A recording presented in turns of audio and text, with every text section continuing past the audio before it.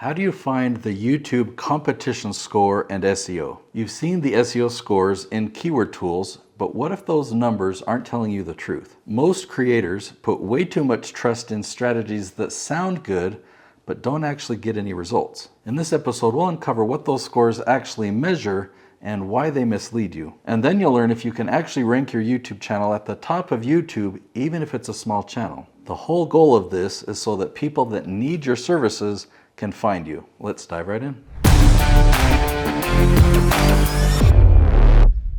Let's look at a couple of myths. Okay, myth number one, the keyword competition score from tools is 100% accurate. All right, so I already had a tab open for this keyword magic tool that I use, and I'm going to demonstrate it. If you want to have a 2-week free trial of this keyword magic tool, you can go to herokeywordtool.com. Now, you'll notice that everything looks pretty clean because I have a lot of these extra things turned off. There's intent, there's trend. I'm just going to turn on everything here.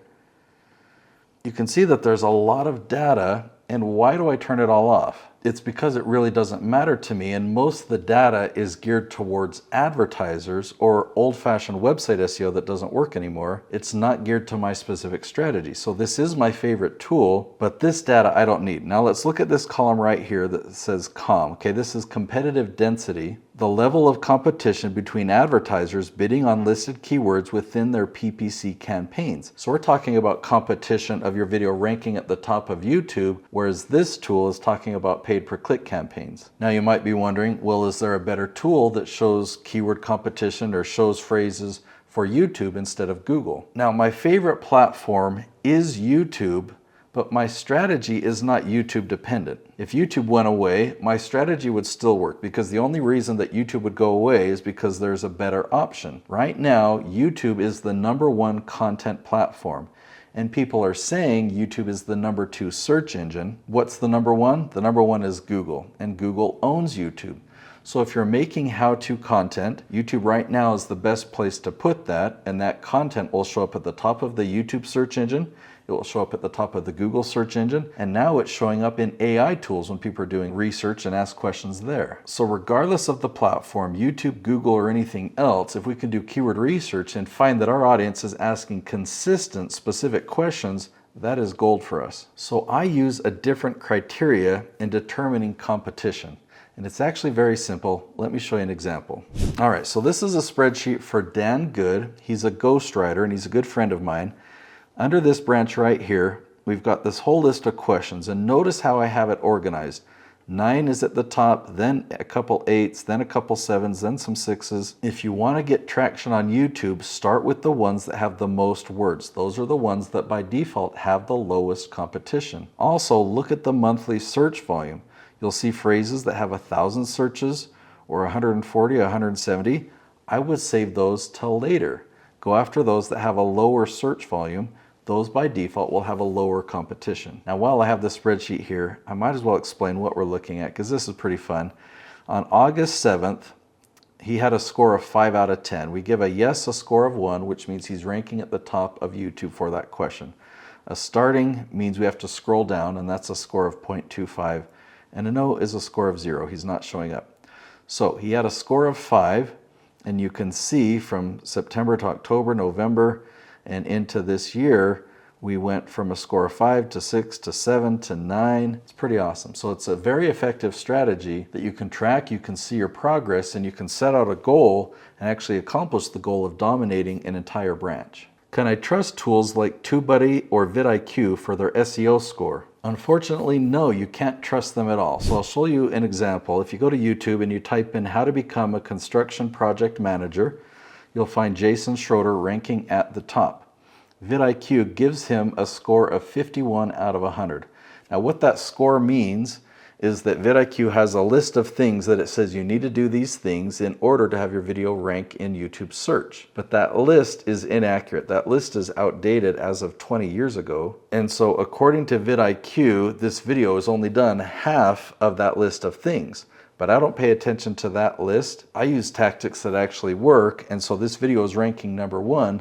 So when you get a score like this, you could have a score of 100, but not have your video ranking anywhere. Is low competition always better for ranking? Yes, as long as you're doing keyword research to find questions that are from your target audience. You also want to make sure that those keywords have consistent search volume each month, so at least 10 searches per month. Going after those ones will get you ranking faster. So if we're looking at that spreadsheet where we turn no's to yeses, those no's will turn to yeses a lot faster if you start after those ones with the lower search volume. How do I know if I can actually rank for a keyword on a small channel? Well, I'll show you another example, and there's a few ways where you can know how realistic it is. So on this political campaign branch, is the word I use, there are 33 questions that we found, and so I call that pretty deep. If we scroll down, we'll find a branch that's not quite as big, this campaign slogan branch. It looks like there are 6 different questions or 6 different keywords on this branch.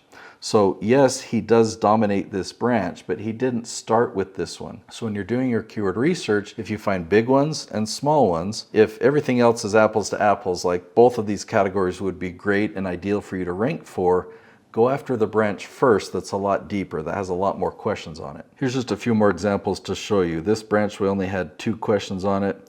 This one's still pretty small compared to some of the other bigger ones we had. There's one with 2 questions on it. But this one down here, political campaign, social media, that one's a lot deeper, and so that would be a good branch to start with.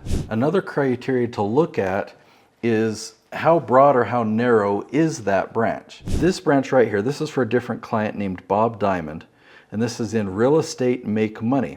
So every one of these questions, initially we'd think, well, we've used 4 words to narrow down this branch, that's really specific. But making money in real estate is talked about by so many people on YouTube.